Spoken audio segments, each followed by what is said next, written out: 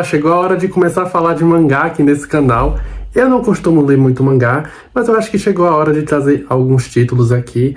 E, dado que a gente está no mês de outubro, né, mês do Halloween, nada mais adequado então do que trazer esse título aqui do japonês Junji Ito, que é o conto de horror da Mimi, publicado pela primeira vez em 2022. O Junji Ito é um mangaka referência do horror japonês contemporâneo. Ele tem também outros títulos muito conhecidos, como o Uzumaki e o Fragmentos do Horror. E esse daqui, o conto de horror da Mimi, vai então ser uma coletânea onde o autor vai reimaginar lendas urbanas e relatos do folclore ali japonês a partir de histórias que foram criadas originalmente ali por outros dois autores japoneses, que são Hirokatsu Kihara e o Ichihiro Nakayama.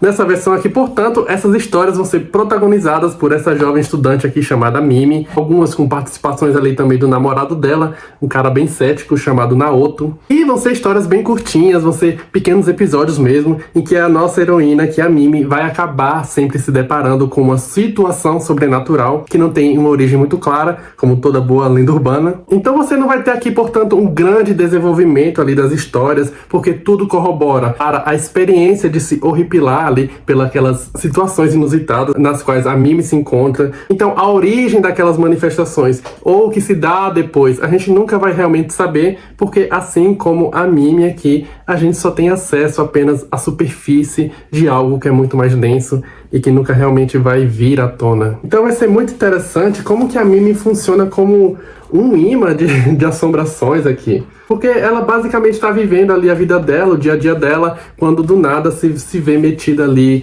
em situações do além-túmulo.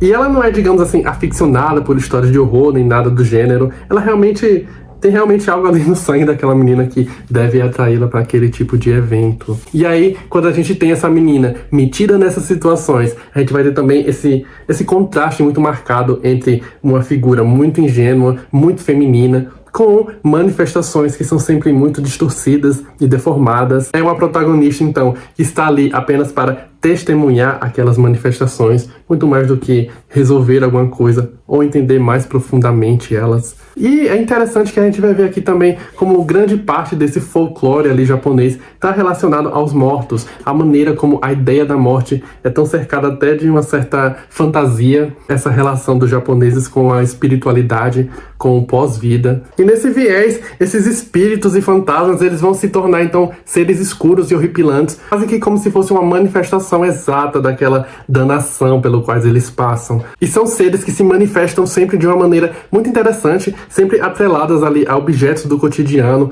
ou algum hábito corriqueiro. E tais objetos, tais hábitos, eles vão se tornar, portanto, uma extensão ali daquela proposta fantasmagórica daqueles espíritos. E eu acho que é justamente isso o grande apelo aqui dessas histórias de horror japonesas, né? Morrer aqui nesse universo é uma ideia horrível.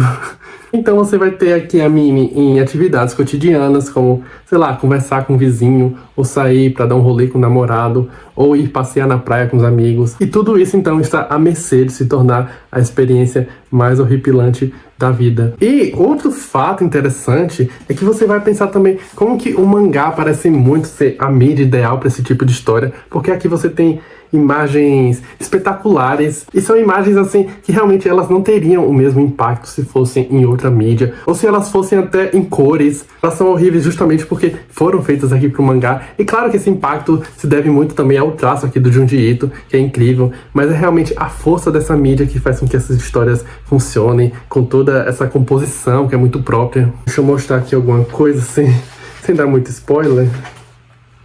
Então você vai ter aqui esse tipo aqui de figura, ou então até aqui na folha de guarda. Olha isso. Então, eu acho que as minhas histórias favoritas aqui, né, o meu top 3 seriam, portanto, o Na Companhia dos Túmulos, o A Praia e o Círculo Carmesim. Aqui, o Na Companhia dos Túmulos.